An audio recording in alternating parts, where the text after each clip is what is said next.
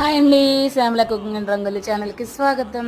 ఈరోజైతే ఆవకాయ పెట్టడం జరిగిందండి. ఎందుకంటే ఆవకాయ పెట్టేసిన తర్వాత గిన్నె శుభ్రంగా వేడి వేడి అన్నం వేసేసుకుని అత్తయ్య గారు అయితే వచ్చేసి నాకు ప్లేట్లో పెట్టేసి ఇచ్చేసారండి. నేనైతే టేస్ట్ చూసేస్తున్నాను. వావ్, సూపర్ ఉందండి ఆవకాయ. చాలా అంటే చాలా బాగుంది. అదిగో తినేస్తున్నాను. చూడండి, ఆవకాయ పెట్టేసరికి నా అవతారం చూసారా ఎలా తయారైందో.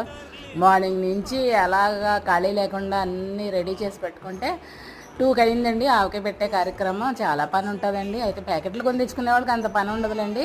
మేము ప్యాకెట్లు తెచ్చుకోం, కారం ఆడించుకుని ఉప్పు మిక్సీ పట్టుకుని ఆవాలు మిక్సీ పట్టుకుని ఇవన్నీ వెల్లుల్లి రేఖలు అన్నీ ఒలుచుకుని ఇవన్నీ రెడీ చేసుకునేసరికి నాకైతే 2 అయిందండి. మార్నింగ్ నుంచి కూడా చింతపండు ఇవన్నీ రెడీ చేసుకునేసరికి మొత్తానికైతే ఆవకాయ అయితే పెట్టేసాంలేండి. టేస్ట్ కూడా చూసేస్తున్నాను కదా, వెరీ హ్యాపీ అనమాట. చాలా బాగుందండి.